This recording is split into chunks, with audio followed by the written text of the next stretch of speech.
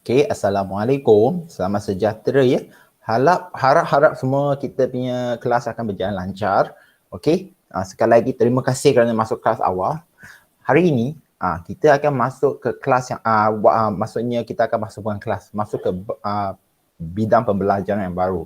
Tapi sebelum itu, cikgu nak sebutkan terdahululah. Jadi, murid-murid yang saya hormati sekalian ada lagi satu penilaian untuk kamu terhadap kawan belum buat lagi. Sabar berkenaan dengan pembentangan minggu lepas. Cikgu masih fikir macam mana lagi. Tapi sabar, memang akan buat. Tapi cikgu nak tunjukkan sesuatu kat sini. Jadi, murid-murid, sekali lagi ini adalah PBD anda 5 alpha. Okey, 5 alpha. Sekarang, cikgu nak tengok pada skrin bagi cikgu dalam 3 minit dalam skrin anda sekarang. Okey, murid yang saya hormati sekalian Cikgu. Ya? Yeah? Oh, sorry. Thank you. Saya tahu apa masalah belum paparkan lagi skrin. Aduh. Thank you. Bagus. Thank you. Okay, sorry Terima kasih banyak pada Ising. Okay, jadi cikgu sambung sekarang. Okay, cikgu dah paparkan skrin di depan. Murid-murid, sila bukakan skrin. Okay, dah bagi cikgu 2 minit Ini adalah perekodan PBD anda. Mungkin benda ini masih baru untuk anda. Katakanlah masih baru untuk kamu. Tetapi, cikgu nak sebut cikgu difahamkan selepas batch kamu adalah batch pertama. Selepas ini, SPM memang terpenting. Tak nafikan tolong dapatkan A untuk SPM itu satu. Difahamkan untuk khusus tertentu, laporan PBD ini akan dicetak untuk subjek elektif, khususnya elektif. Maksudnya biokimia dan fizik. Sejarah itu saya tak pastilah, tapi dengar kata macam tu untuk biofizik dan kimia. Okey, sebagai satu penilaian sampingan ketika anda meminta khusus selepas mungkin STPM ke nak pergi mengambil contoh khusus yang banyak orang nak rebut. Kononnya seperti yang mungkin antara kita fikir kita nak belajar menjadi perubatan. Ya, itu contohlah. Okey, jadi cikgu tak tahu lagi tapi difahamkan macam tu. Jadi PBD ini kamu kisah ke tak kisah, benda ini bagi cikgu penting akan dicetakkan. Jadi tengok pada skrin domain pengetahuan. Ya.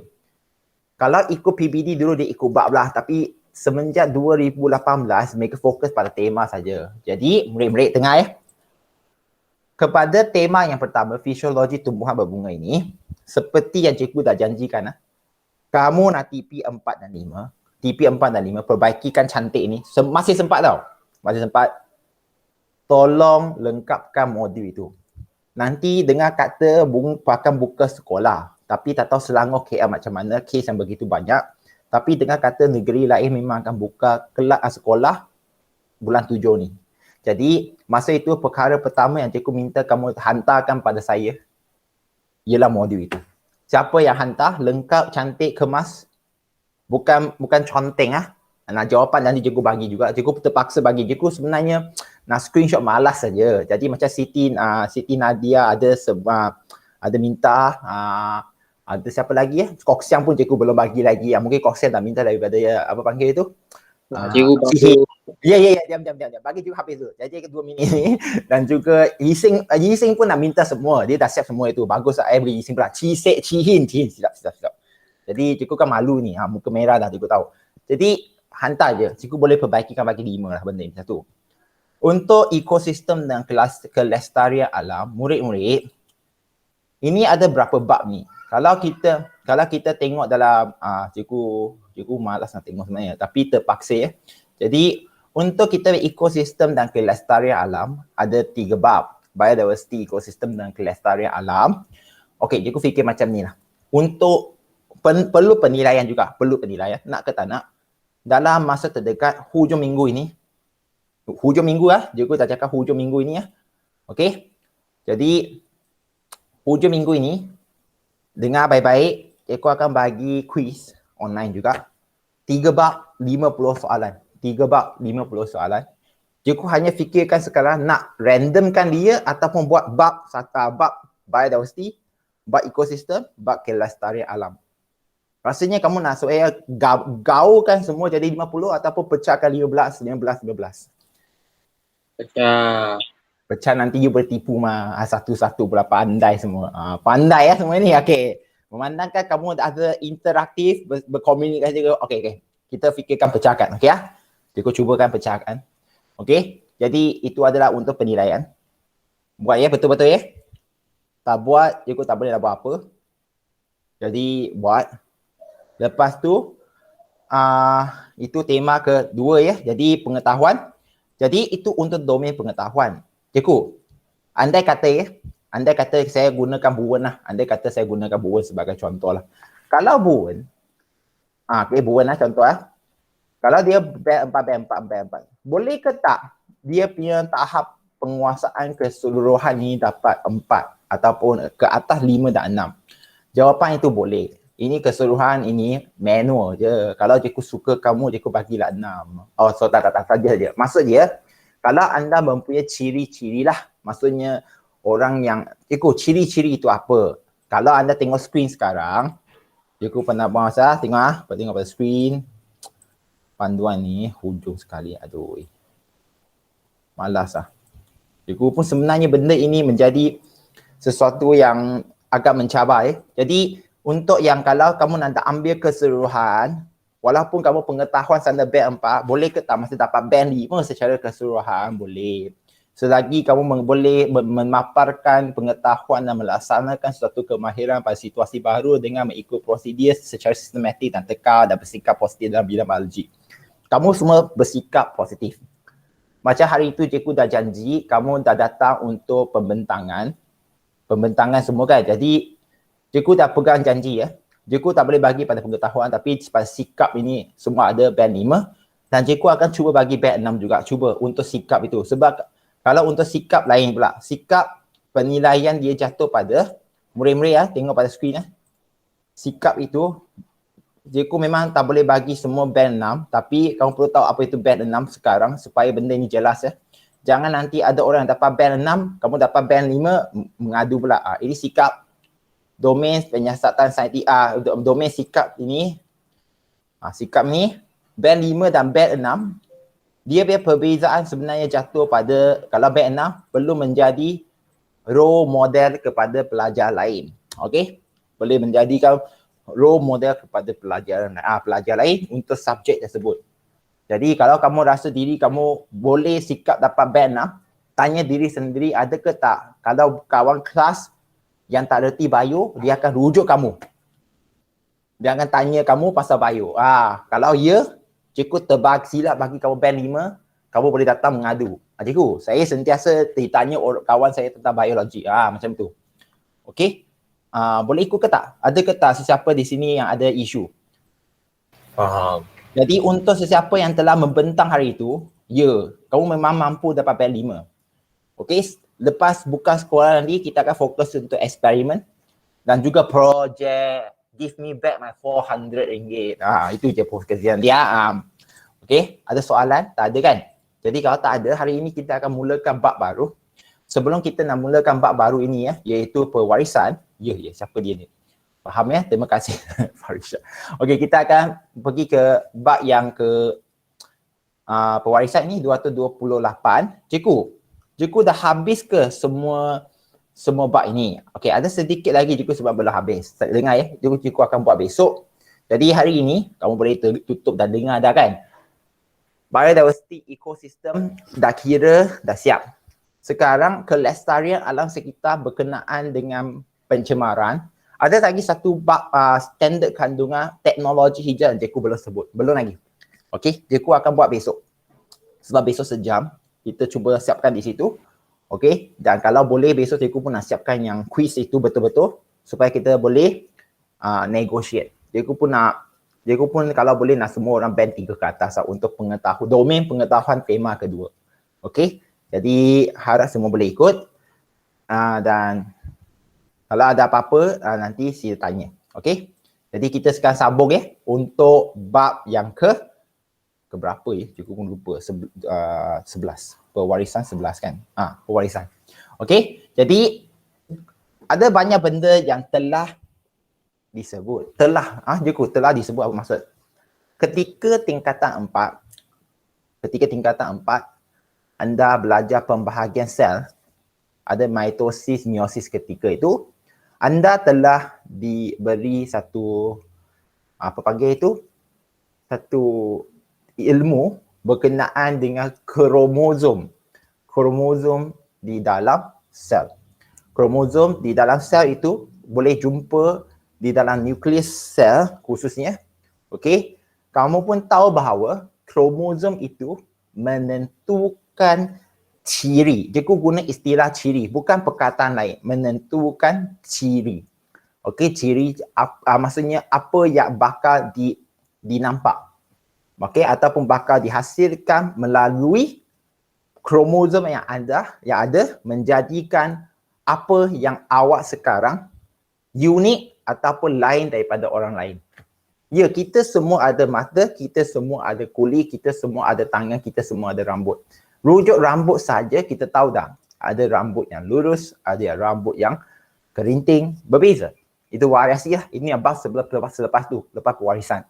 Jadi, dari kromosom itu ke sekarang kita nak faham bagaimanakah dia mempengaruhi apa yang dinampak.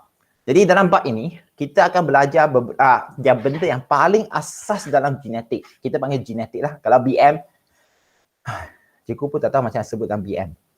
Okay, kalau English, G-E-N-E, gene, genetik.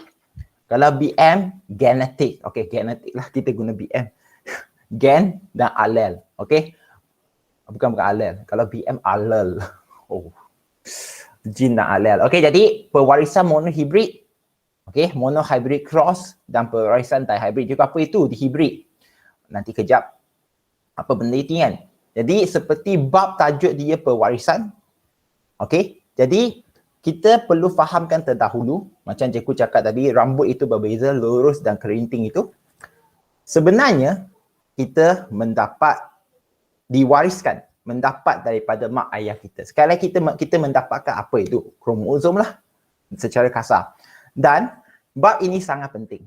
Untuk mereka yang tak faham, untuk mereka yang tak rasanya bab ini agak susah. Cikgu pendekkan kata, kamu perlu jawab selepas ini. Untuk budak sains pun sama ya, untuk budak sains yang biasa. Tapi untuk budak bio kamu perlu lebih dalam. Kita kerap mendengar isu seperti ya. Dengar betul-betul. Ibu dan ayah rambut kerinting. Dia ulang ya. Ibu dan ayah rambut kerinting. Lahirkan anak rambut lurus.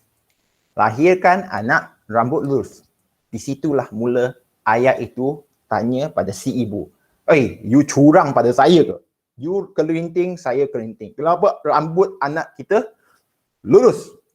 Kamu perempuan sial. Jadi, kenapa cikgu sebut macam tu? Inilah timbulnya isu. Kalau anda tak faham genetik, kalau anda tak faham genetik, ini yang menjadi persoalan. Yalah, kamu kerinting, saya pun kerinting. Anak rambut lurus. Jadi, apa yang saya boleh fikirkan? Kalau tak belajar pewarisan, mesti fikirkan kamu perempuan yang tidur dengan lelaki lain yang rambut lurus. Padahal, benda ini jatuh kepada satu istilah ya, gene recessive.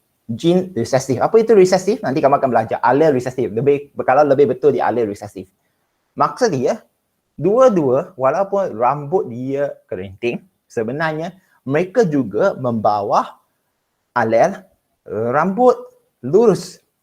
Rambut lurus tapi tak ditonjolkan. Kenapa tak ditonjolkan? Nanti kita akan belajar istilah itu lagi.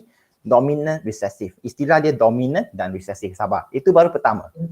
Untuk isu yang kedua, isu kedua melibatkan isu keluarga juga. Kita saban hari mendengar seperti suami isteri. Isteri yang telah melahirkan ramai anak. Anak ke-8, semua dari pertama ke-8 perempuan. Pertama hingga ke-8 semua perempuan. Jadi lelaki itu pun mula muka serius, masam, tension, mula pukul pada si isteri. Kamu perempuan yang tak boleh melahirkan juriat untuk saya. Nah, juriat lelaki sangat kan? Tum. Jadi Faizah, apa pertahanan ataupun apakah poin yang anda boleh pegang untuk pertahankan diri kamu dalam situasi macam itu? Faizah ada? Saya saja je. Faizah?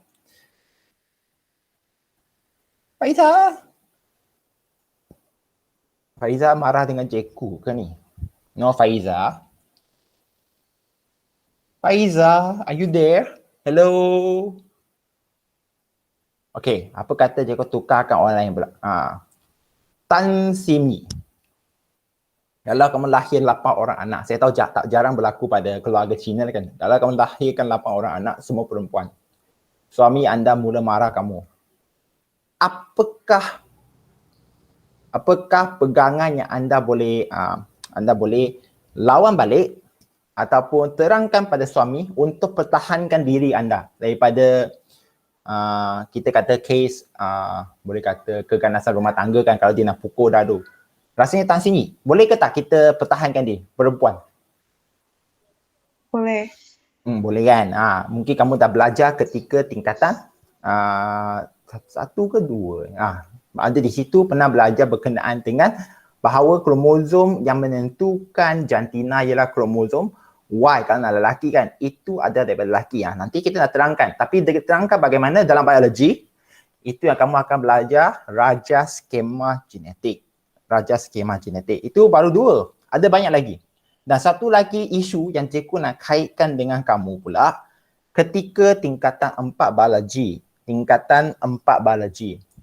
Kita pernah belajar juga satu istilah untuk ketika dalam pengangkutan untuk manusia, pengangkutan darah rhesus, RH, rhesus positif dan negatif. Kita pun sedar bahawa ibu yang rhesus negatif, okey, tidak boleh mengandung. Tidak haruslah maksudnya mengandung, atau sebenarnya boleh, ada perubatan sekarang yang boleh mengatasi dia. Tapi kalau tak sedar, boleh menyebabkan keguguran anak. Okey? Jadi isteri yang rhesus negatif, kalau mengandung 2 kali rhesus positif, anak rhesus positif, okey, jadi dia akan menjadi bahaya kepada anak dia. Jadi rhesus positif negatif itu diturunkan daripada ibu bapa, diwariskan juga. Jadi apa itu rhesus positif dan negatif dari perspektif pewarisan? Kita hari ini akan belajar sekali lagi jin dan alel lah. Okey. Jadi sesiapa yang ada soalan, muka surat 228, ada ke tak? Kalau tak ada, cikgu nak sambung sekarang. Pergi 230 sekarang. Okey. 230 ya, buku teks anda sekarang. Pewarisan monohibrid.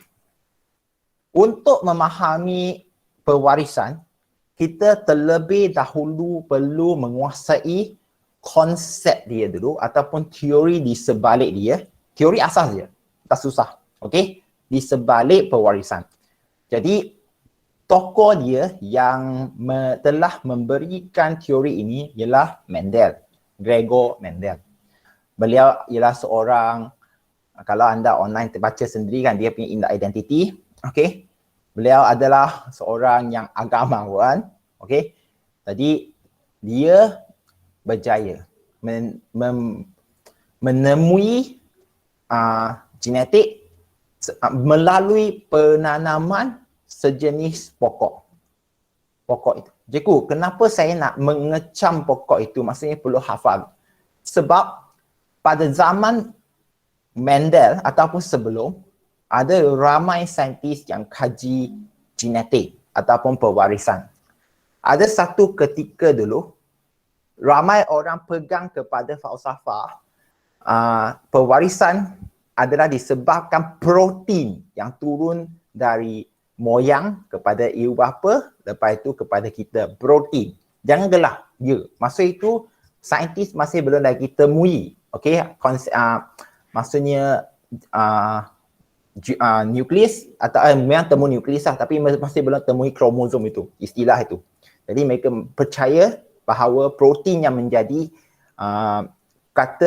maksudnya menjadi kunci untuk pewarisan daripada moyang kepada anak, kepada cucu kepada anak. Jadi itu satu. Tapi selepas itu banyak ramai saintis, mereka juga menemui betul kromosom itu boleh diwarisi. Tetapi kenapa Mendel sahaja yang menjadi tokoh yang kita perlu sebut? Okey, kerana penemuan beliau berjaya, dia punya penemuan itu berjaya membuktikan pewarisan bukan setakat percakapan tapi melalui pemerhatian terhadap hasilnya. Hasil dia itu yang boleh dikira. Bukan main-main. Dia punya benda memang boleh kira. Contoh. Okey, kalau kita nak cakap sesuatu dominan dan resesif, bagaimanakah beliau melalui pemerhatian dia buktikan, okey, apa itu ciri dominan. Okey, dalam ciri itu nanti kita akan sebut trait dan sabar. Yang mana satu adalah resesif. Bagaimana dia buktikan? Mungkin kalau anda tak belajar genetik, kamu akan sebut dominan rujuk kepada satu ciri yang nampak secara banyak. Kalau kamu cakap macam tu, cikgu akan tanya, rambut kerinting adalah di bawah ciri jenis rambut kan? Trait dominan. Rambut. Tapi rata-rata kita nampak rambut kawan kita kebanyakan rambut lurus yang jenis resesif. Jadi nampak ke tak murid-murid? Nampak ke tak? Maksudnya dominan resesif itu kalau kamu nak gunakan pemerhatian secara kasar, kamu kata oh secara paling banyak kita nampak itu yang dominan, sudah menjadi tidak valid. Untuk rambut kerinting, rambut lurus. Satu dah out dah. Jadi bagaimana? Jadi bagaimanakah kita punya tokoh ataupun kita panggil bapa genetik Gregor Mendel dia buktikan. Dia dikenali sebagai pengasas kepada genetik moden hasil daripada sumbangannya dalam genetik, dalam bidang genetik. Kita ada bapa genetik, kita ada lagi satu ibu genetik. Tapi nanti sabar ya, kita settlekan bapa dulu. Jadi Mendel telah mendapati bahawa, cikgu nak kamu hafalkan yang pertama ini, hafal 230 perlu ya. Dia menggunakan spesies pokok kacang peas ataupun English pea plant dengan nama saintifik dia Pisum sativum. Cikgu pernah sebut. Cikgu nak kamu sekali lagi perhatikan bagaimana mereka tuliskan nama saintifik. Tolong. Kalau nak tuliskan lurus boleh, gariskan. Itu yang telah disebutkan ketika pembentangan kamu minggu lepas ya. Hati-hati. Nama saintifik jangan main-main. Memang orang akan tengok. Untuk biologi lah, bidang biologi. Kenapa kita perlu hafal pokok ni? Sebabnya antara ramai saintis yang kaji genetik boleh dikatakan semua gagal. Gagal nak membuktikan apa itu dominan dan resesif sebab spesies yang mereka pilih itu dengan ciri yang mereka perhatikan. Jadi untuk Mendel, selain daripada spesies Pisum sativum ini, dalam Pisum sativum dia cuba memerhati 7 ciri dia. Murid-murid 7 ciri saja. Ciri apa? Pertama, kalau anda tengok dalam gambar rajah muka surat 230, 7 ciri ya. Bermula dengan bentuk biji benih. Okey. Warna biji benih, bentuk pot, warna bunga, kedudukan bunga, ketinggian pokok. Semua ciri yang dia pilih di bawah spesies ini, kamu akan nampak ada 2 jenis variant saja ataupun kita sekarang guna istilah trait. 2 jenis trait sahaja di bawah satu ciri. Okey? Ciri ada berapa trait? 2. Kita ambil warna bunga. Kadang-kadang kalau kamu tengok di luar sana, pokok spesies yang sama, warna dia ada 3 dan mungkin 4. Contoh 3, merah, pink dan putih. Merah, pink dan putih. Jadi kalau situasi macam itu, ada 3 jenis trait dan tidak, ataupun bukan tidaklah, guna istilah salah pula, dia akan susah untuk kita menerangkan pewarisan mengikut konsep asas dia. Jadi beliau berjaya sebab dia pilih spesies ini dengan memerhati 7 ciri ini yang hanya setiap ciri itu mempunyai trait bertentangan yang nyata dan mudah dikesan. Jadi dia tak ada pengantaraan, memang jelas dia satu macam ni, satu lagi memang bertentangan dia punya trait. Dia tak ada pengantaraan. Contoh, warna biji benih, kuning dan hijau. Okey? Jadi, isu dia sekarang, macam mana lepas dia ada dua trait yang bertentangan ini, dua trait bertentangan, bagaimanakah dia menentukan itu yang dominan dan resesif? Okey?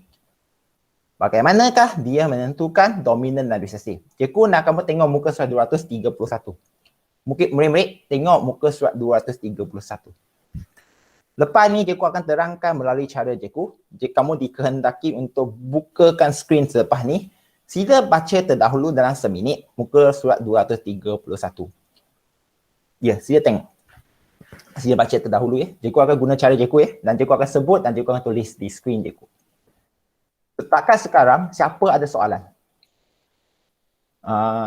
Faiza masih ada lagi tak? Faiza okey ke tak? Faiza?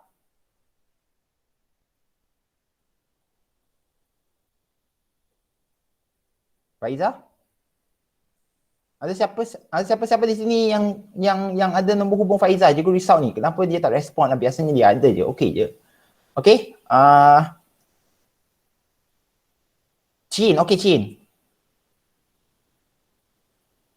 Okey. Irfan?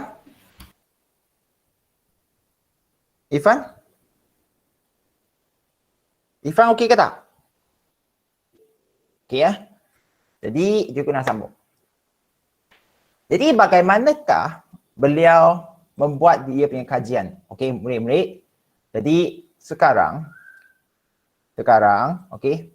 Cikgu nak terangkan melalui cara dia dah. Cara ketika dia zaman dia. Di mana zaman itu tak ada istilah allele, tak ada istilah gene, genah, tak ada istilah dominan resesif. Tapi sekarang bagaimana dia buktikan? Jadi murid-murid, apa yang cikgu nak sebutkan sekarang penting ya. Jadi cikgu dah rakam. Kalau kamu tak tahu, kamu nanti tengok. Sebab kalau kamu nak ikut buku, ya boleh. Kalau kamu boleh jenis hafal buku macam ni, boleh je. Tapi di tempat dia sekarang, zaman dia, semua pun tak ada. Okey, hanya ada pemerhatian yang boleh disebut melalui bahasa yang biasa. Jadi macam mana dia buat? Kita sekarang ambillah ikut buku ini sekarang, contohlah. Okey, kalau di sini dah tinggi. Tapi cikgu suka guna warna bunga. Warna bunga. Cikgu nak kaji sekarang macam mana warna bunga untuk Pisum sativum. Sativum dapat ditentukan. Okey. Kita sedar bahawa warna bunga ada dua jenis, iaitu ungu dan juga putih. Ungu dan juga putih. Masa itu tak ada alat. Mereka gunakan istilah faktor. Faktor penentuan untuk ungu, faktor penentuan untuk putih. Okey. Jadi bayangkan ya, apa yang Mendel buat adalah dia kacupkan bunga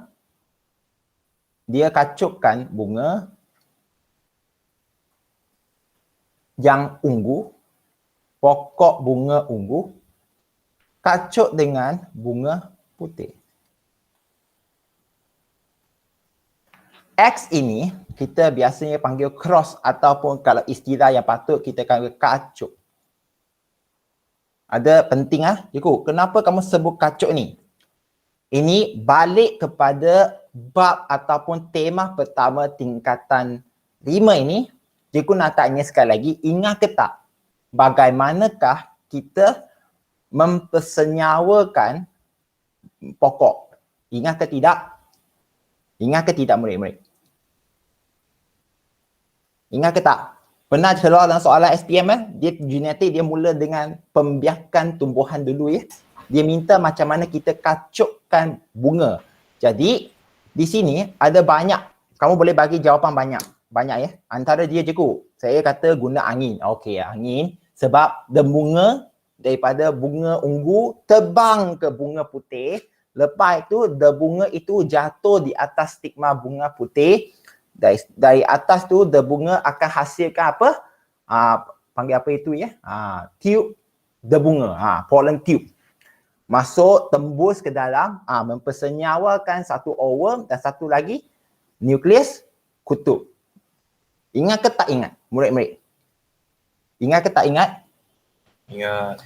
Kamu ingatlah. Yang lain? Okey, bagus. Nadia Farisha. Hashika, ingat ke tak? Hashika? Hashika? Ingat. Okey.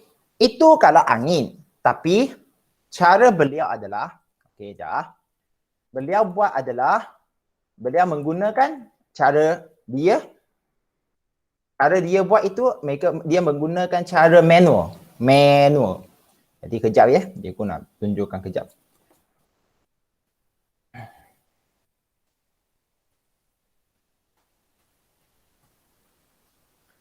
Dia manual maksudnya dia guna tangan.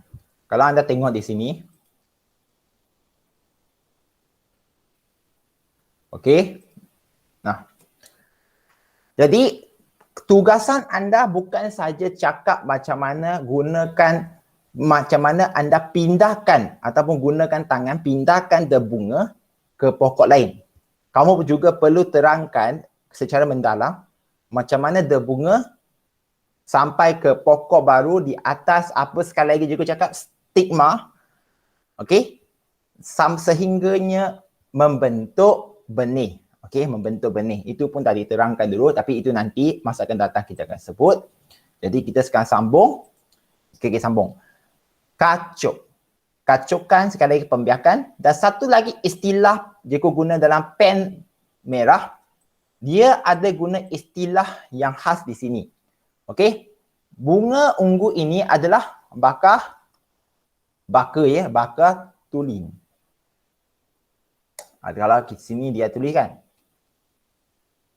Baka tulin. Ya. Maksud dia, baka tulin bunga ungu akan dikacukkan dengan baka tulin putih. Cikgu, apa itu baka tulin? Okey. Ini adalah istilah juga penting untuk pewarisan. Cikgu, tulin itu apa? Seperti yang anda pernah belajar, bukan resis cikgu hanya bagi tahu satu contoh je. Kalau contoh, bagaimanakah Melayu boleh menyatakan diri mereka adalah betul-betul Melayu. Contohlah, tulin. Cina pula betul-betul Cina, contohlah. Cikgu dia cakap Cina lah. Bukan. Tak boleh. Sekarang kita kata baka tulin. Maksudnya dia daripada keturunan yang betul-betul Cina, keturunan betul-betul Melayu, ataupun untuk India, keturunan yang betul-betul dari India. Jadi kalau kamu kaji istilah macam ni, kamu akan tahu ramai yang kalau kata Cina ke Melayu ke India di Malaysia adalah tatulin dah. Maksudnya dia kacuk, maksudnya moyang mereka mungkin ada kahwin dengan kaum yang lain. Okey?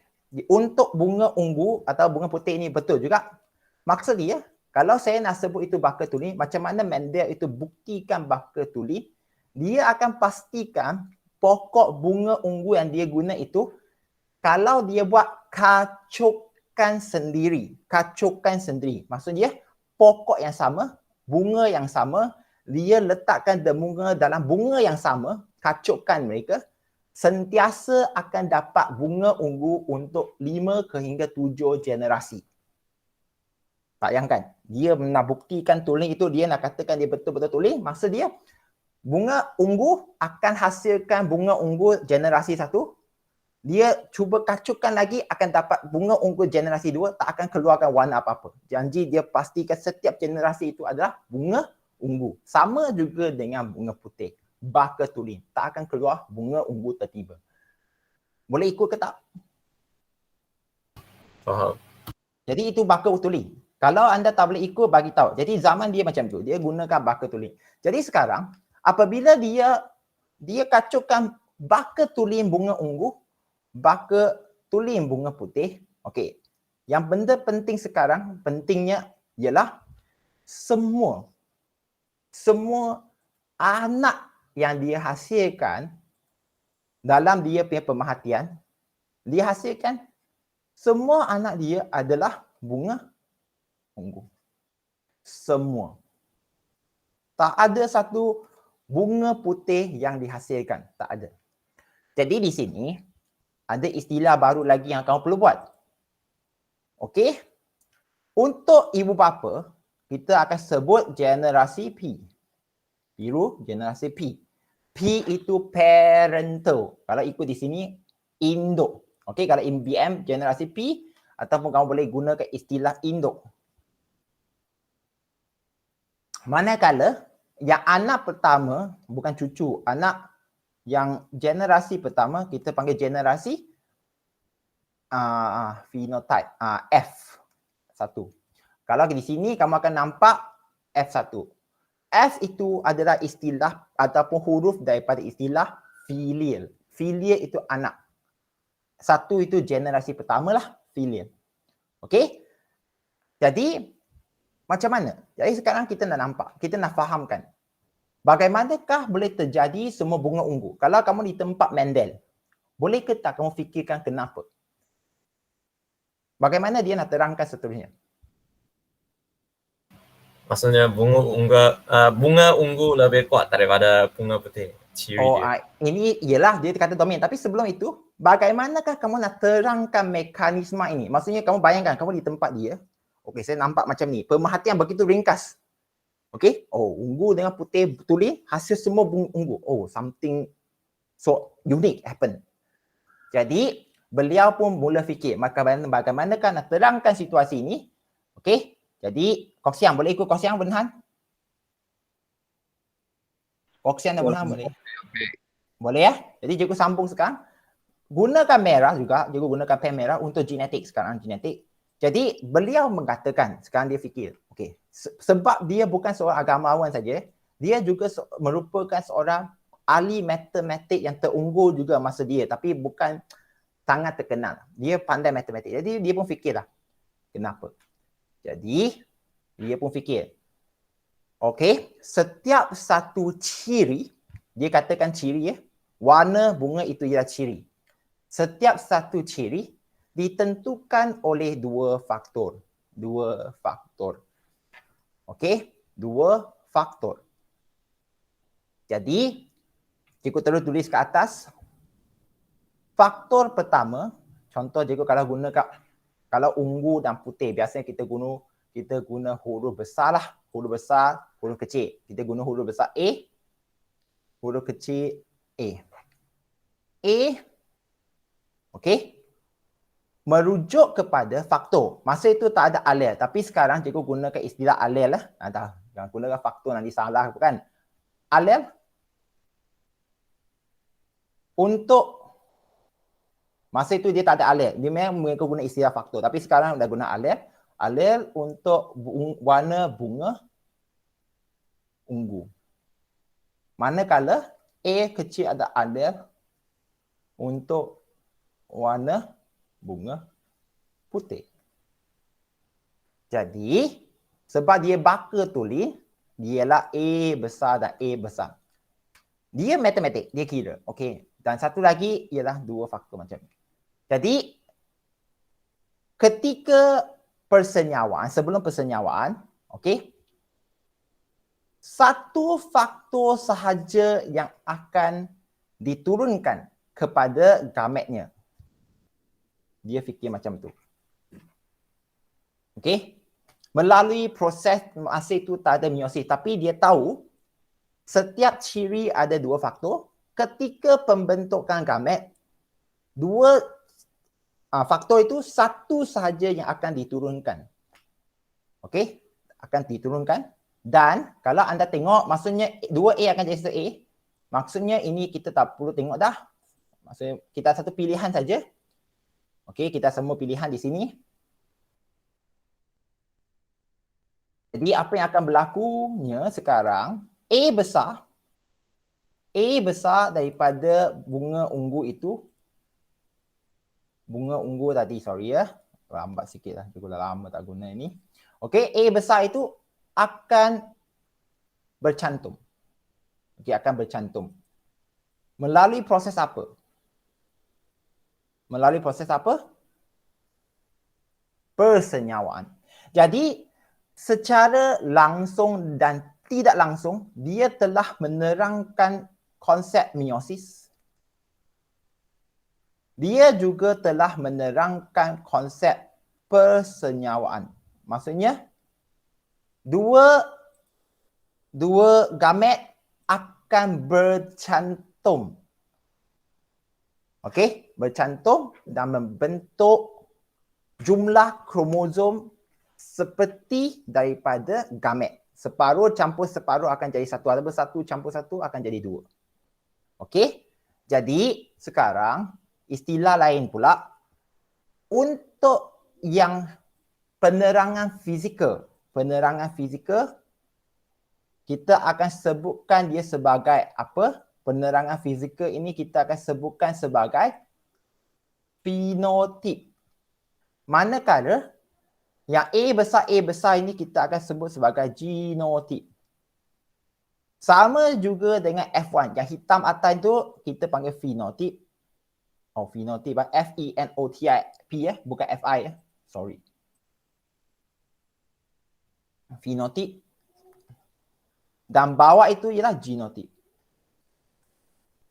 Jadi setiap generasi itu, kalau kita nak baca dia punya benda fizikal dia itu, kita akan sebut fenotip. Kandungan jin dia, kita panggil genotip. Tak nampak tapi ada. Okey? Jadi di sinilah juga dia telah menerangkan dominan. Maksud dominan adalah ketika dua baka tulin yang bertentangan trait dikacukkan, trait yang ditunjukkan pada generasi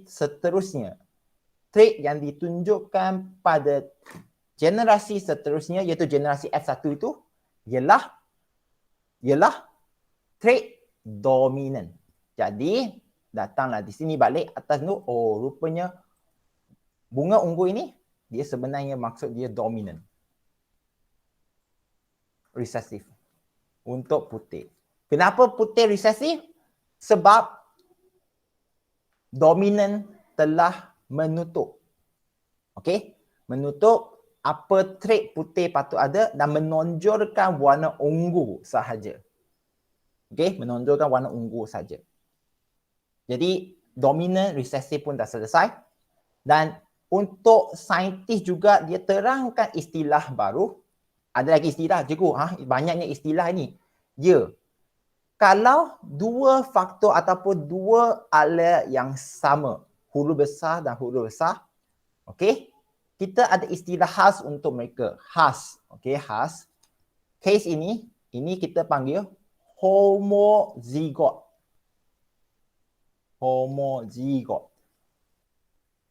Dominan, yang ini pun homozigot. Homo sama. Kalau tak sama, huruf besar, huruf kecil kita panggil heterozigot dominant. Maksudnya tak tulen. Tapi kita nampak dominan sebab apa? Sebab dia ada dia ada ala dominan itu je. Jadi dominan telah diterangkan di sini. Kalau anda tengok kat sini. Okey. Mendel mengacukan pokok kacang pi baka tulen tinggi dan baka tulen rendah. Hasil kacukan dua induk berbaka tulen menghasilkan generasi F1 yang terdiri daripada tumbuhan yang tinggi saja.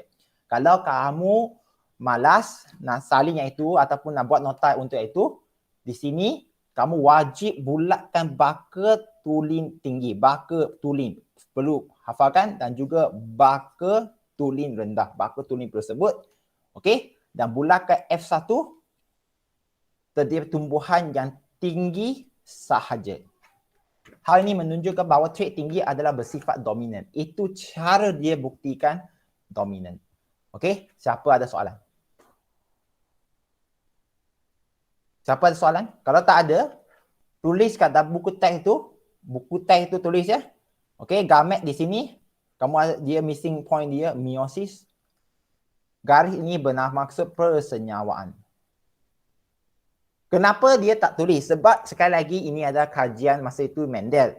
Tak ada istilah, masih belum meiosis lagi digunakan.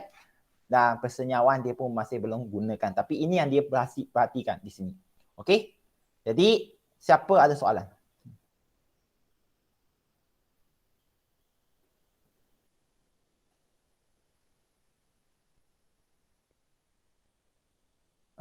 Diam ni maksudnya yang diam ni okey ke tak? Saya takut nanti ada yang saya short sendiri je. Okey? Winnie okey Winnie? Winnie dan Fatin. Fatin no Atira okey. Fatin. Sambung Jadi itu baru pertama monohibrid. Seterusnya dia nak kekalkan dia punya teori dia. Jadi dia pun teruskan lagi Cikgu. Kamu kait main-main ke? Tak, Cikgu tak main-main. Benda ini penting.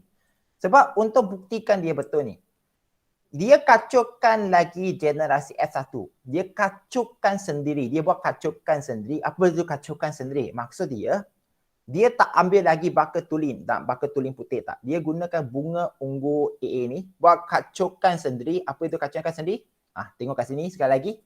Kalau bukan ni. Sorry. Ini sekali lagi maksudnya dia ambil bunga ungu ini. Okey, ambil bunga dia masuk ke stigma dalam pokok yang sama, bunga yang sama. Okey, kacaukan sendiri. Okey, jadi cikgu kenapa dia buat macam tu? Teruk.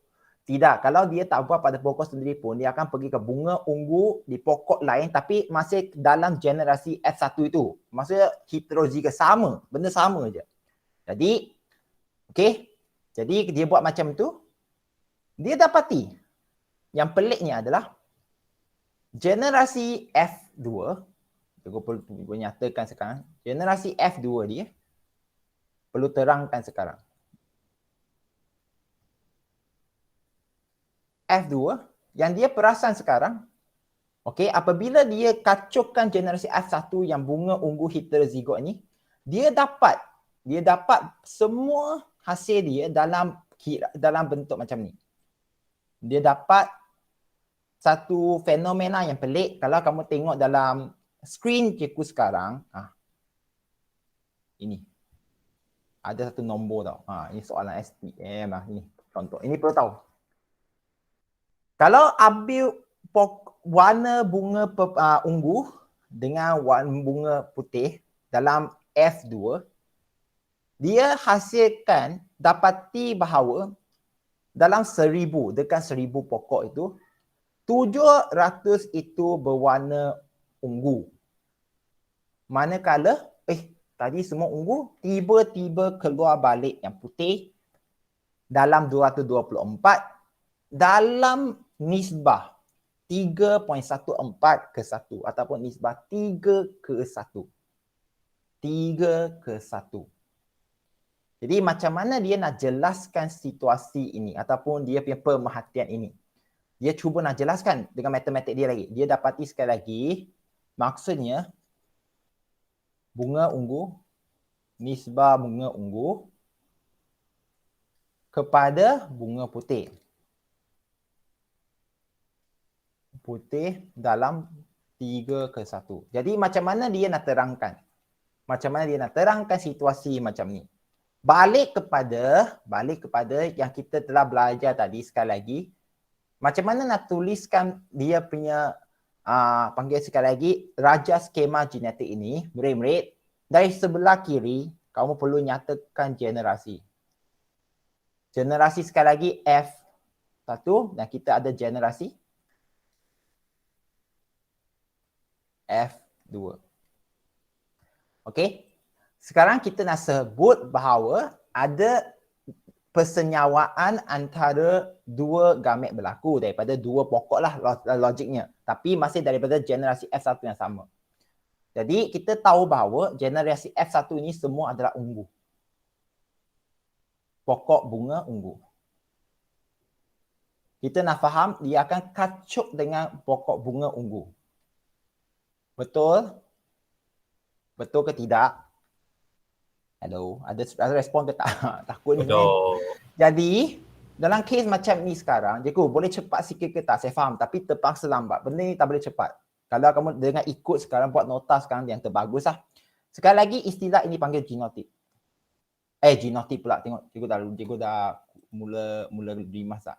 Ini panggil fenotip dah silap, cikgu. Fenotip sebab ini ada fizikal yang kita nampak. Fenotip. Genotip dia adalah heterozygous, iaitu A besar, kecil, ini pun A besar, A kecil. Kacau.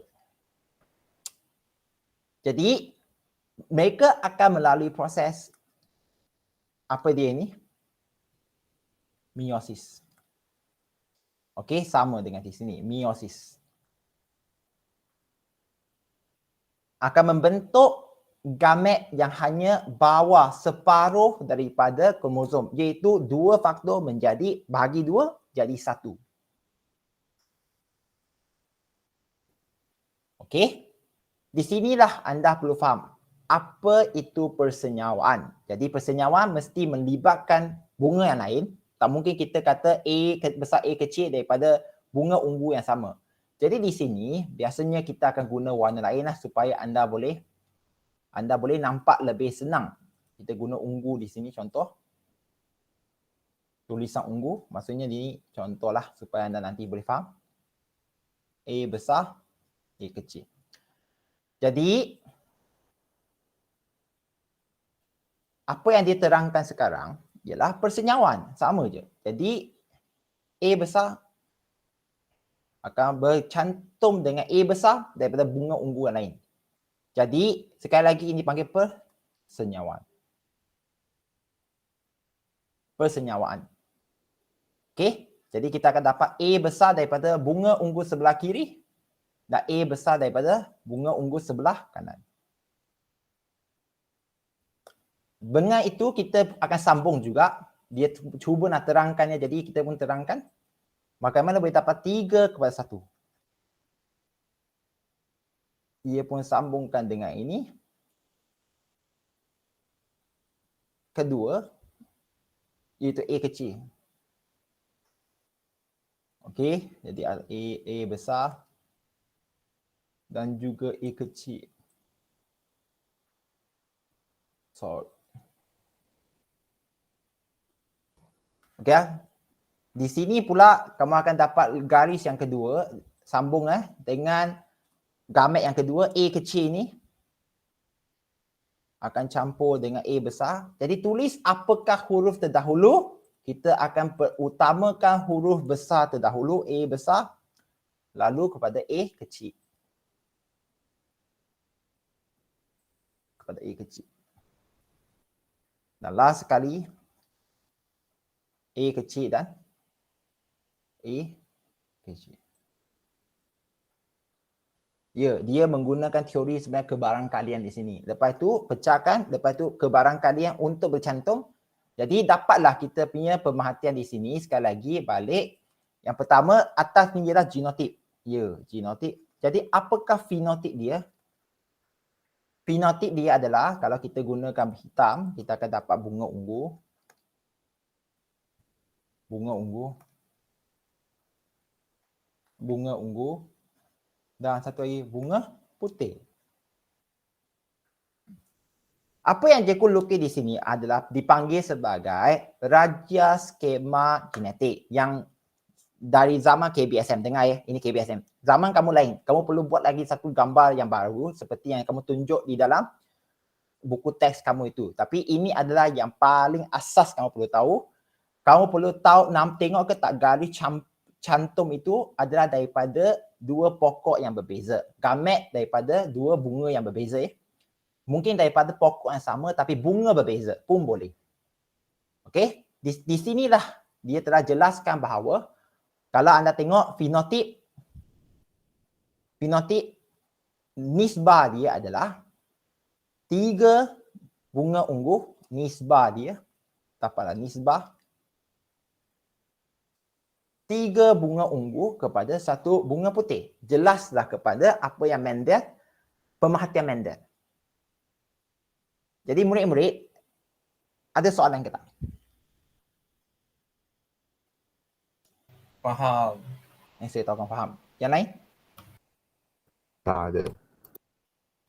Yonggi, okey Yonggi. Ada. Noanis, Natasha. Jadi di sini, Jeku,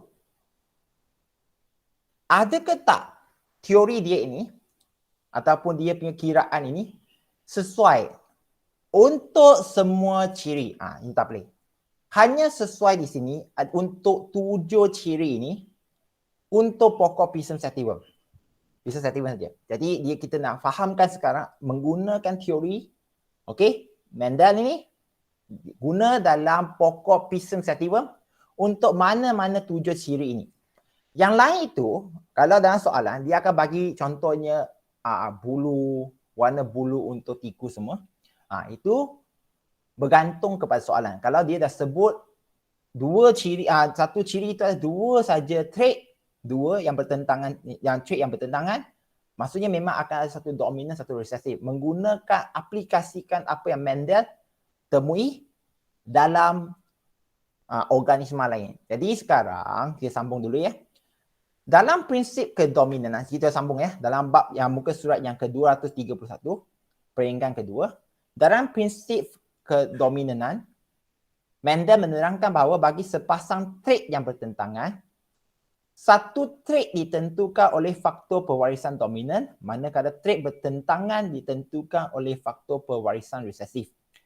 Okey, faktor pewarisan dominan, okey, ini penting ya, bulatkan dominan menindas kesan faktor pewarisan yang resesif, menindas, ataupun cikgu guna istilah dia menutup. Kalau dia kata menindas, ya pun terima, memang patutnya menindas pun, tindas tutup.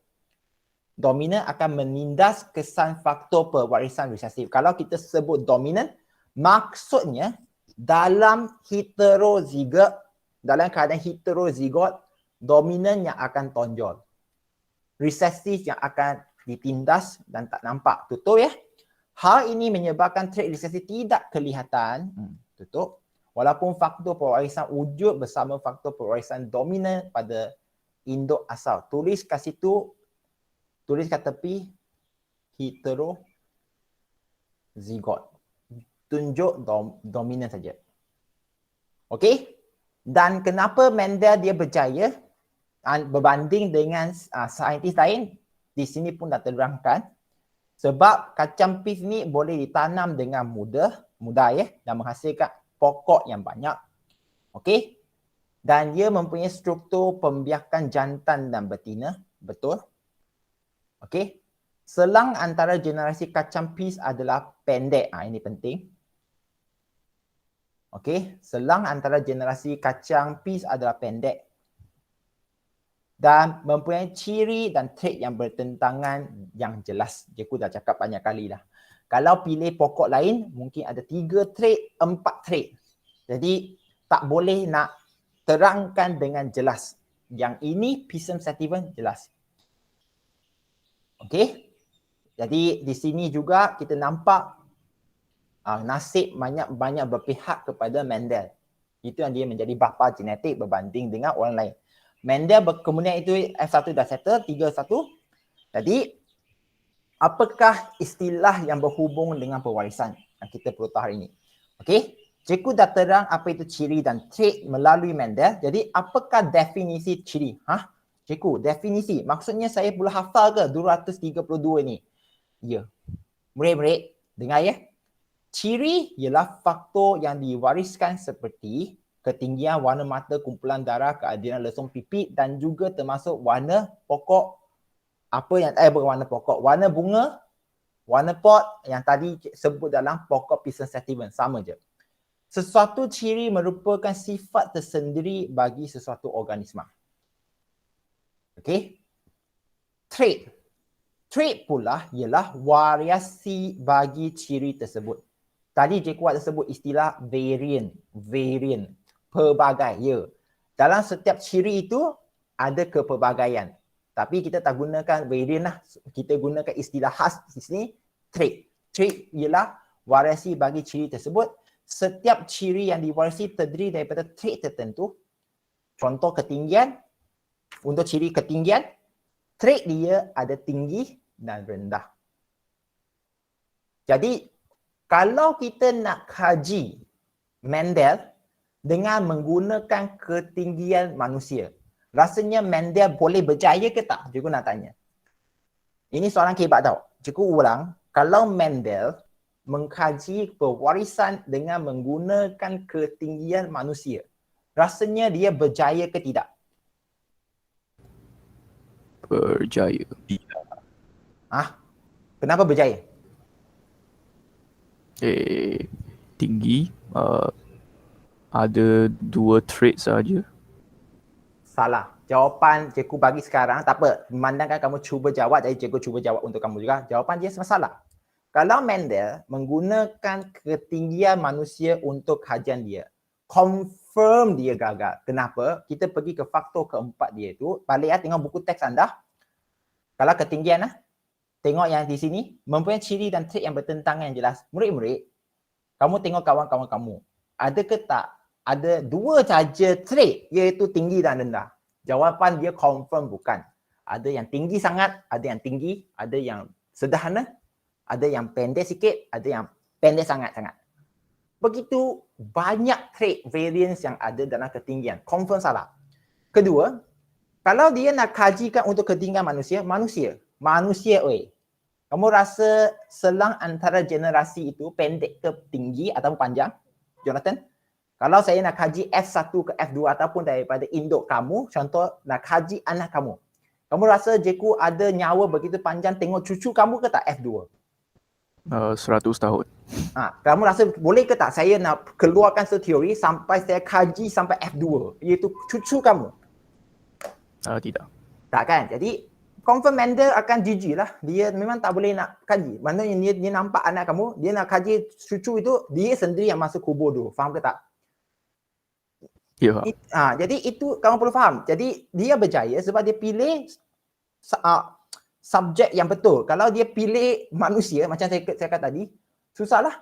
Mana boleh dia manusia, ketinggian manusia ditanam dengan mudah. Dia tak boleh. Kita perlu pastikan mereka hidup cukup panjang, membiak, sampai tengok cucu dia lagi, memang confirm lah. Mana pokok yang banyak. Jonathan, kamu rasa kamu boleh lahir sampai 100 anak ke tak? Tak boleh juga kan? Boleh menghasilkan anak pokok yang banyak. Sebab kajian dia, kalau kamu tengok dalam skrin cikgu, sekali lagi buka skrin kat anda ya. Tengok hasil dia.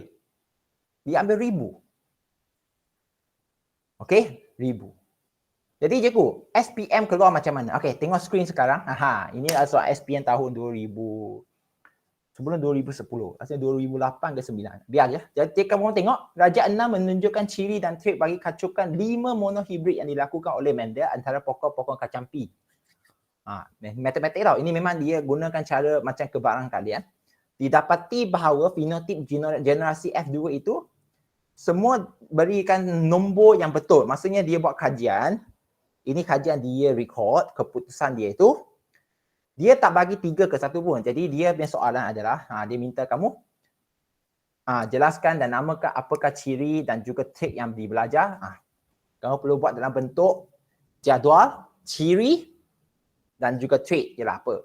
Dan mengira juga nisbah fenotip dominan kepada fenotip resesif. Semua ia 3 ke 1, tapi perlu buat kiraan. Murid-murid boleh buat ke tak? Kalau minta kamu daripada 5,474 1850 menjadi 3 ke 1. Boleh ke tak kamu buat kiraan? Boleh. Boleh lah, bukan semua orang mah. Yang lain? Sudah calculator cukup lah ada. Jadi, okey, ambilkan contohnya bentuk biji. Macam mana kamu dapat 3 ke 1? Ya? Ambil yang banyak, bagi yang sikit. Bagi yang kecil, ya betul. Aku nak tanya juga. Siti Nadia, boleh tak Siti Nadia?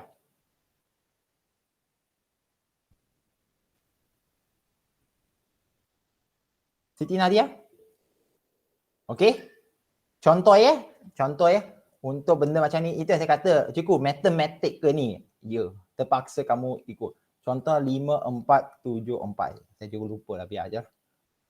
Contoh lah benda ni. 1850 kan. Okey. Bagi dan 18. Jadi 1850. Macam mana dapat 3%? Kita akan ambil nilai yang paling kecil, 1850. Okey, bagi 1850, ini pun bagi 1850. Jadi dapatlah 1 sini, ini akan dapat 3 point something lah, 3 point. 3 point lah. 2.94 lah hasilnya. Biarlah 2.94. Jadi dia adalah rata-rata sama dengan 3. Approximate to 3, approximate. Okey. Jadi perlu bahagikan dengan bilangan yang kecil tu. Okey, jadi kamu akan dapat nisbah 3:1. Jadi sekali lagi, benda ini kalau kamu jenis yang hafal buku, boleh hafal, baguslah. Tapi kalau tak boleh hafal, ingat apa yang cikgu cerita dari awal sampai akhir. Itu yang cikgu perlu guna 1.5 jam ini terangkan benda ni. Dan sekarang, yang terkini. Cikgu, apa yang cikgu terangkan itu tak macam pun dalam sini. Ini. Ya.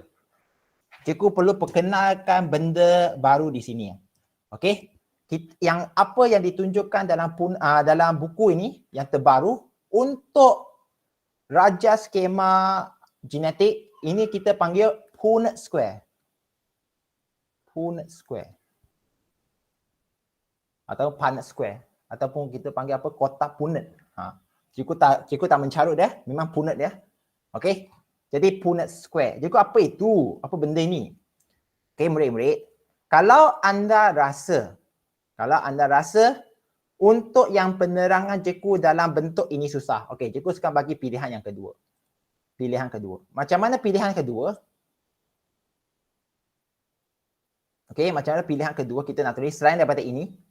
Ambil balik bunga ungu dan bunga ungu juga. Macam mana ya? Jadi daripada generasi 1, F1. Okey, iaitu bunga ungu. Okey, ini adalah ini adalah fenotip kan? Genotik sekali lagi ialah heterozigot. Sorry ya, bukan heterozigot, iaitu A besar A kecil. Contohlah. Kenapa cikgu guna A besar A kecil, tak gunakan huruf sepatutnya kalau ungu kita gunakan U ataupun purple. Sebab takut nanti huruf besar huruf kecil tak nampak jelas. Jadi cikgu terpaksa gunakan istilah yang, bukan istilah, tulisan yang jelas tadi isu di sini timbul. Jadi murid-murid, kalau kita nak fahamkan dalam bentuk ini, okey, ini dengan guna Punnett square sekarang, Punnett square itu berbentuk diamond. Kenapa berbentuk diamond? Kenapa dia tak nak buat dalam bentuk kotak yang menegak? Nanti ada. Cikgu akan bagi tahu kenapa. Jadi kotak ini, dan kita tahu bahawa lepas meiosis kita akan dapat gamet A besar A kecil. Jadi untuk sebelah kiri, kamu boleh letak jantan ke betina pun boleh ya. Tak ada masalah. Kalau kita guna female to male, boleh ya. Jadi gamet, female gamet, male gamet. Jadi ada dua, kita pun letak dua. Male gamet pun ada dua. Jadi kita akan letakkan dalam bentuk petak macam ni. Yeah. Sorry ya.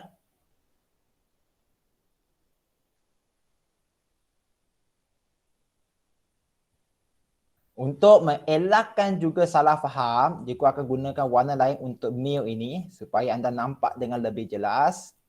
Okey, contoh ungu lah. Besar A kecil. Jadi kita akan nampak bahawa setiap kotak yang di dalam itu adalah gabungan. Jadi ini A besar akan gabung dengan A besar sebelah kanan. Okey. Cikgu pun lah sambung. A besar akan gabung dengan A kecil sebelah kiri. Ini pula ialah A kecil dengan A kecil. Dan sini pula ialah A besar dengan A kecil.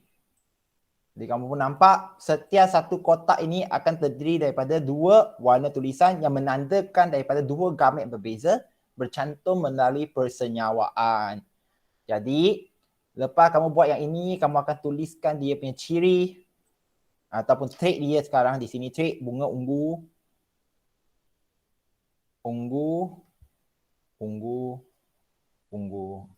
Bunga ungu lah, mesti tulis bunga. Lepas itu bunga putih. Ya, inilah Punnett square. Okey.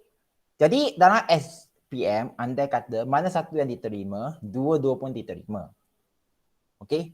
Kalau ikut cikgu lebih suka yang ini sebenarnya. Benda ini memang benda yang dah biasa, dah diajar. Ini yang baru. Dalam mana-mana buku rujukan biologi secara di peringkat tinggi, kita dah guna Punnett square. Dan kenapa kita tak tuliskan dalam bentuk yang menegak seperti kiri ni? Kalau tulis kiri ini, menimbul isu pula. Isu apa cikgu? Contoh, kalau atas ialah female, bawah ialah male. Jadi A besar, A kecil, ini A besar, A kecil pun sama je sebenarnya. Timbul isu. Cikgu, kenapa dua-dua ni? Kenapa perempuan di atas lelaki? Kamu diskriminasi lelaki ke? Isu dia. Jadi benda ini lupakan. Kalau nak guna pun boleh. Boleh terima tapi lupakanlah. Sebab memang Punnett square yang terbaru yang diterima ialah Punnett square dalam bentuk diamond. Bentuk diamond. Okay? Untuk elakkan isu di sini. Kenapa bukan tulis male atas, bawah female? Kalau saya cukup tulis male atas, bawah female, female pula terasa tak sure. Okay? Jadi kita buatlah dalam bentuk yang sama rata. Kiri kanan. Okay? Win-win situation. Siapa ada soalan? Faham. Jelas ke tak jelas? Terima kasih yang bagi respon. Itu ialah Chin lagi kan? Yang lain? Kichen? Boleh faham? Jadi benda ini kalau anda tengok, cikgu, apa yang saya perlu buat lepas ni? Kalau anda rajin, buku ni dia gunakan T besar T kecil untuk ketinggian, tinggi T, alat T. Sekali lagi kamu akan nampak, setiap tempat yang warna lain ini adalah markah ya, markah. Okey, markah. Jadi minta tolong semua kalau anda rajin ya, dia akan letak nanti Google Classroom satu assignment di situ. Kamu akan buat satu kacukan guna mana-mana satu ciri. Kalau kamu nak guna warna bunga pun boleh je, salin balik je. Atas ke bawah daripada generasi P ataupun induk ya, ke generasi F2. Dengan melibatkan mulanya moyang dia generasi induk itu P itu menggunakan dua trait bertentangan. Seperti yang cikgu dah tunjukkan tadi itu, okey, cikgu tunjukkan sekali lagi atas tu, ini. Kamu perlu tuliskan dari atas ini sampai ke F2. Kamu boleh gunakan F2 cara yang ini pun boleh ataupun guna cara F2 yang mula-mula cikgu perkenalkan pun boleh. Okey? Yang penting buat dari atas ke bawah. Okey? Setiap satu raja skema itu, okey, adalah bernilai 7 markah. Cikgu, bentuk macam ni 7 markah ke? Ya. Ya, setiap satu ni 7 markah. Okey? Kalau ada sesuatu perkataan yang hilang ke, fenotip, genotip tak tulis ke, okey? Meiosis, persenyawan tak tulis ke, alel tak tulis ke, semua markah akan hilang. Bukan main-main lah, benda ini nampak senang. Termasuk X ini pun, itu kacuk maksud dia. Kalau kau biar kosong maksudnya apa? Bunga ungu bertemu dengan bunga putih ke? Kacuk, perlu kacuk. Okey, cikgu, gamet itu perlu bulat ke? Perlu tulis gamet ke? Ya, cikgu terlepas nak tulis gamet. Dia perlu tulis gamet sebenarnya. Ya. Gamet perlu bulatkan ke? Ya. Kalau tak bulatkan gamet seperti di sini, ini pun perlu tulis gamet lah. Cikgu tertinggal tulis gamet dia. Okey? Perlu bulat sebab kalau tidak, kamu akan ingat dua-dua ini sebenarnya bergabung. Tak bulatkan maksudnya mereka dah diseparuhkan ataupun diasingkan. Kalau tak bulatkan, ibarat macam genotip atas ini masih bersama. Hanya jarakan jauh sikit je. Kita bulatkan untuk tandakan mereka sebenarnya dah pecah. Sudah pecah. Okey, sudah asingkan. Okey, itu yang kamu nampak di sini, dia letak dalam kotak berwarna berbeza dalam buku teks anda. Okey, itu baru ciri dan trait. Apa itu fenotip dan genotip? Ya, definisi. Fenotip merupakan ciri-ciri yang ditunjukkan atau dipamerkan. Contohnya tinggi. Manakala genotip itu ialah komposisi jin sesuatu organisma dan tidak dapat dilihat. Contohnya kalau tinggi, dia mungkin homozygous tinggi Dua T besar atau heterozygous, satu T besar, satu T kecil. Okay. Itu genotip. Apa itu seterusnya ada lagi istilah. Okay. Dominant dan resesif. Perlu hati-hati ya. Secara definisi, alel dominan ialah alel yang sentiasa menunjukkan trait dia apabila hadir dan menutup atau menindas kesan alel resesif. Itu adalah definisi. Jawapan kalau dia minta terangkan apa itu dominan, dua markah, kamu perlu terang melalui eksperimen yang Mendel telah buat di mana apabila dua trait yang bertentangan baka turin berkacuk, anak apakah trait yang dipaparkan oleh generasi F1 atau anaknya itu adalah dominan. Itu lain. Itu memang terangkan dah. Ini adalah definisi. Definisi sekali lagi, ini macam mana kamu nak jelaskan, ingatkan je aku cakap hetero, tulis kat situ hetero, zigot. Maksudnya kalau ada A besar, A kecil, yang tonjok ialah A besar itu ialah dominan. Semua dominan kita akan gunakan huruf besar. Jarang-jarang dominan, bukan jarang, memang tak guna pun. Huruf kecil tidak boleh mewakili dominan, mesti huruf besar.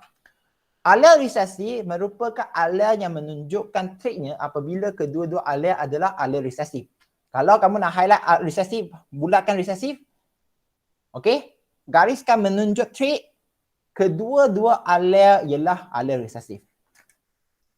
Maksudnya kalau kamu nak tengok putih itu, maksudnya confirm putih itu mesti dua-dua huruf kecil.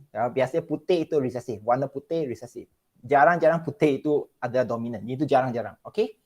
Okey? Dalam sini pula itu alel. Alel akan mempengaruhi trait. Trait dominan akan ditunjukkan apabila kedua-dua alel dominan berpasangan ataupun satu alel dominan berpasangan dengan satu alel resesif. Okey, jadi di sini kamu akan timbullah soalan. Cikgu, apanya beza sebenarnya gene dan alel? Gene dan alel. Murid-murid, ini perlu tengok skrin. Kalau anda tengok skrin sekarang, cikgu punya skrin dah penuh ni sebenarnya. Padamkan dulu. Kita gunakan kamera. Ini sekaligus akan faham. Tingkatan 4, kamu telah belajar kita adalah organisma diploid. Maksud dia, setiap badan kita ada sepasang kromosom homolog. Sepasang kromosom homolog. Contoh ini. Okey. Contoh ini adalah kromosom kita 23 pasang. Mana-mana pasang jadi homolog sekarang. Okey. Andai kata di ketinggian ini, tempat berwarna ini adalah gene yang menentukan, contohnya yang menentukan jenis rambut. Contohlah rambut kerinting ke ataupun rambut lurus. Disebabkan ada dua, sebab sepasang kita kira gene. Jadi kita pun telah tafsirkan gene ialah DNA yang akan membentuk ciri kita. Okey, gene akan membentuk ciri kita. Cikgu, apakah gene sebenarnya? Kalau kamu tengok dalam kromosom, kita dah belajar sebelum ni, dalam kromosom ini ada garis yang berliku panjang ni. Sekali lagi kalau kita tarik itu keluar ni, kromosom, garis dalam ini kita panggil kromatin. Okey, dalam kromatin ini kalau kita besarkan lagi, kita pernah belajar dah sebelum ini, dalam kromatin kalau kita besarkan lagi ada DNA. Ini adalah DNA. Contohnya A kepada T, nitrogenous base, G ke C, contoh. Ini adalah DNA. Okey. Sekali lagi istilah yang kamu patutnya dah tahu supaya tidak menjadi isu sekarang, kromosom homolog.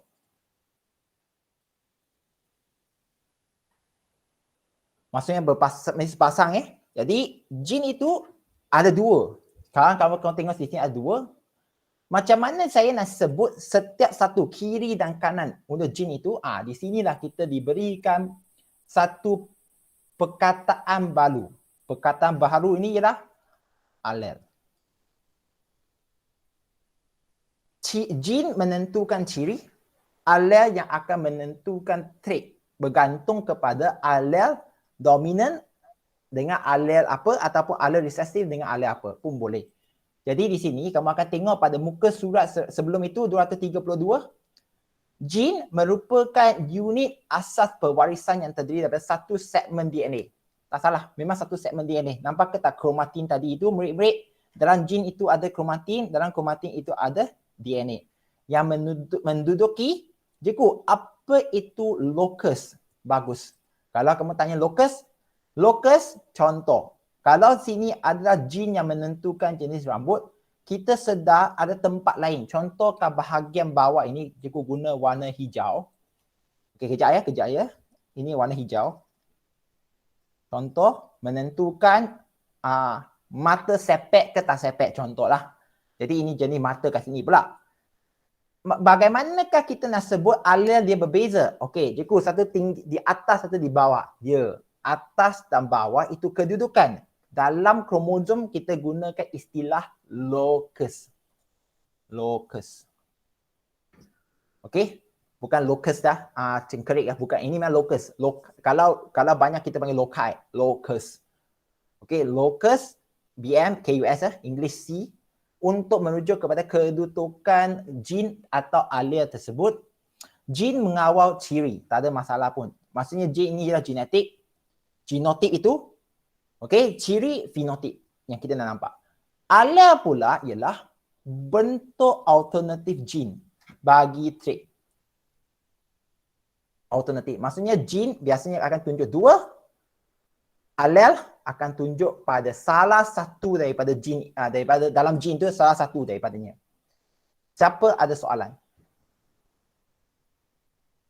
Kalau anda tengok di sini, dia dah jelaskan dengan jelas dalam Rajah 11.3. Okey? Jadi, Cikgu tak nak membebankan anda. Yang selebihnya, homozygous ke heterozygous, ada kat muka surat yang sebelah 233. Dan bakal tulim pun Cikgu dah cakap, tak sebut. Cikgu akan sebut dalam kelas yang akan datang. Murid-murid, soalan. Sila bagikan soalan sebelum Cikgu tamatkan kelas hari ini. Ada siapa yang nak tanya ke tak? Ya? Tiada soalan. Kalau tiada soalan, Buan dah mewakili semua. Cikgu nak minta izin, sekali lagi terima kasih, meminta izin untuk bukakan kamera anda. Terpaksa. Nak rekodkan kehadiran juga. Murid-murid, minta tolong. Okey, sila bukakan kamera anda sekarang. Okey, Faiza, Chongming, Kei Chen, Alian, Najihah, Anis, Natasha, Siti Nadia, Noning, Nadia Farisha. Jangan kata tak pakai tudung sudah ya. Okey, lain. Hashika please, Koksiang. Okey, dalam kiraan yang tak ada apa-apa, dalam kiraan 3, 2, 1. 3, 2, 1. Okey, itu saja daripada saya. Thank you so much ya. Harap hari ini kelas ini bermanfaat, penting ya. Apa yang Cikgu sebut buang masa tadi, terangkan untuk raja tadi itu. Kalau tak tahu, tengok balik. Cikgu akan bagi assignment, Cikgu akan terus tanda bagi tahu kamu betul ke salah, dapat markah penuh ke tak. Itu je dia. Penting ya. Kamu hanya perlu screen, ambil gambar, send pada Cikgu je. Tulis kat kertas, ambil gambar. Saya tulis pada Google Form. Tuliskan mutu mana-mana satu yang lengkap dari generasi P, induk ke F2. Tulis ya. Irfan, Winnie, Shihui boleh? Okay, kalau tak ada, itu saja daripada saya. Terima kasih semua. Jumpa lagi. Bye. Terima kasih, Cikgu. Terima kasih. Bye. Terima kasih.